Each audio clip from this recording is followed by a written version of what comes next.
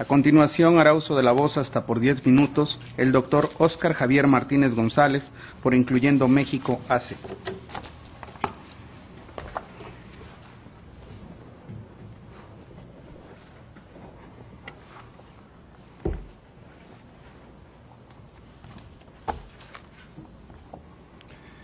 Con su permiso, señora y señores ministros, me permito presentar ante ustedes argumentos bioéticos que apoyan las acciones de inconstitucionalidad presentadas por la Comisión Nacional de los Derechos Humanos y por la PGR sobre el caso de la despenalización del aborto. La bioética aparece en el mundo a principios de los años 70 y en México se comenzó a conocer y a estudiar a partir de los 90.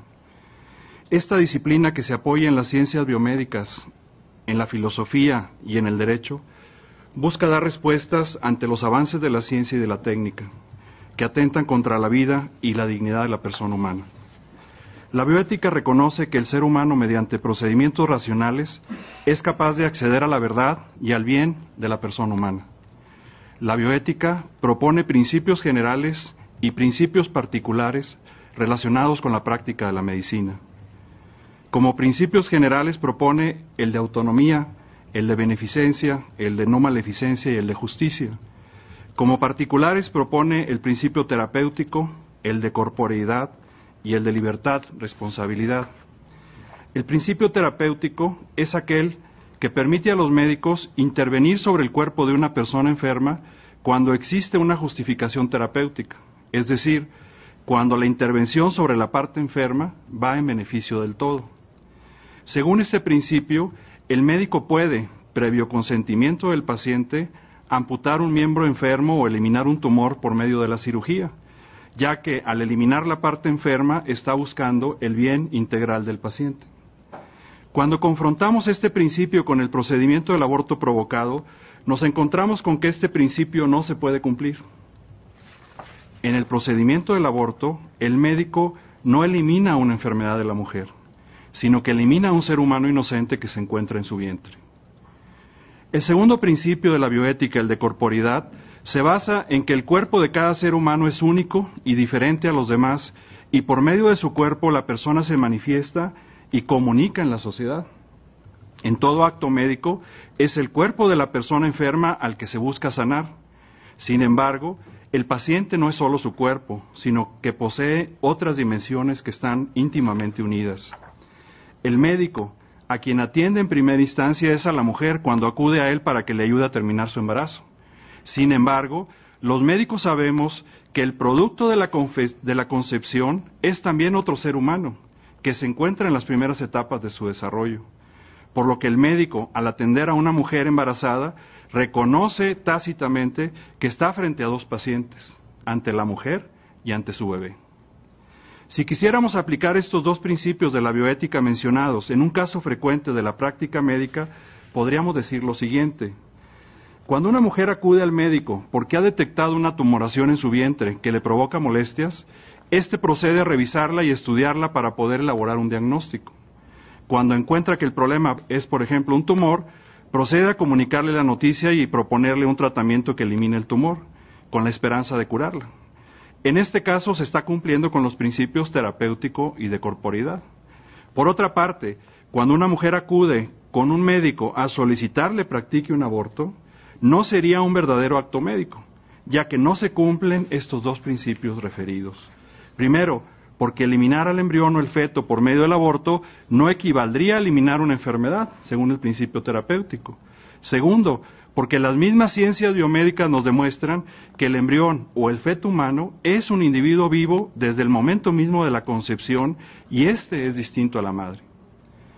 Las leyes que han despenalizado el aborto se han basado en el argumento de que el embrión o el feto no son seres humanos porque carecen de tal o cual función. Estas leyes aceptan al mismo tiempo que el embrión sí es un ser humano, que al que se quiere impedir que continúe su desarrollo para evitar que nazca. Si no fuera así, este tema no se estaría hoy discutiendo en el mundo. El tercer principio de la bioética, el de libertad-responsabilidad, se basa en que todo acto médico debe estar fundado en el consentimiento del paciente y en la relación de alianza entre el paciente y el médico. El paciente, por una parte, es un ser libre que tiene una responsabilidad. El médico, por otra, también es un ser libre que debe dar cuenta de sus actos. La búsqueda del bien del paciente se debería de llevar a cabo, según este principio, mediante la alianza terapéutica establecida entre ambos. Cuando una paciente acude con un médico solicitando se le practique un aborto, se ponen en juego dos libertades, la de la paciente y la del médico. Con base en este principio, el médico puede ejercer la objeción de conciencia. También puede negarse a participar en el procedimiento del aborto solicitado. Por el carácter mismo de su profesión sabe que matar a un ser humano inocente no es algo para lo cual el médico es entrenado. Como médico con más de 30 años de experiencia, presento a ustedes dos argumentos que considero fundamentales. Primero, el procedimiento del aborto se lleva a cabo en el interior del cuerpo de la mujer. Por esto, para la mayoría de las personas, el hecho pasa desapercibido. Si este mismo procedimiento se hiciere a un bebé fuera del vientre materno o a cualquier otra persona, la acción debería ser juzgada por la sociedad entera como un delito. El maltrato a los niños y la violencia doméstica son delitos que los legisladores han penalizado prácticamente en todos los países del mundo. Así, el maltrato, la violencia y la destrucción cruenta de un ser humano en sus primeras etapas del desarrollo es un delito. Es un crimen que se lleva a cabo dentro del vientre materno mediante este procedimiento. Es un delito que, además de no perseguirse, se ha llegado a despenalizar y a legalizar. Segundo, desde la perspectiva de la sociedad y su proceso educativo, no hay duda de que los débiles son importantes. De ese principio nació precisamente la medicina.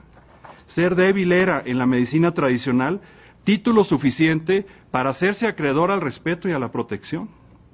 Si los médicos abandonáramos esta tarea, traicionaríamos la principal razón de ser de nuestra profesión, la asistencia y el cuidado de los enfermos que acuden a nosotros para ser ayudados. Además, podríamos decir que una sociedad que no es capaz de hacerse cargo de los más débiles, de dar lo mejor de sí para hacer más humana su precaria existencia, es una sociedad que ha perdido el rumbo. Presento varias conclusiones. Primera, la reflexión bioética nos ayuda a entender que la despenalización del aborto no convierte a este en algo éticamente bueno, porque el mal sigue siendo mal, aun cuando se lleve a cabo queriendo un bien. Segunda, el procedimiento del aborto no cumple con los tres principios particulares que he mencionado. Tercera, el médico que practica un aborto atenta contra la vida de un ser humano inocente, atenta también contra él mismo y su profesión, porque traiciona el principio esencial de la práctica médica. Primero, no hacer daño. Cuarta, la mujer que busca terminar su embarazo pasa, por lo general, por una situación sumamente difícil. Quienes deberían de comprenderla y ayudarla, su pareja, su familia y sus amistades, la abandonan y dejan sola ante sus dificultades. El Estado, las instituciones y quienes dentro de la sociedad ocupan un lugar especial porque pueden ayudarlas, no deberían de actuar favoreciendo un crimen. Quinta, en los países desarrollados como en los Estados Unidos, la amplia información sobre temas relacionados con la sexualidad y acceso a los métodos anticonceptivos no han logrado disminuir el número de embarazos no planeados. En los reportes más recientes del Centro de Control de Enfermedades de Atlanta, se menciona que los más de 800,000 abortos practicados en un año, casi la mitad, se practican en mujeres menores de 25 años. Hago entrega a esta Corte del documento citado para su análisis. Si en México se considerase constitucional la reforma permisiva aprobada por la Asamblea Legislativa del Distrito Federal, muy pronto estaríamos ante una situación similar. Termino diciendo que sobre un tema tan doloroso, quizás es mejor no decir más. Muchas gracias. Muchas gracias, doctor Martínez González.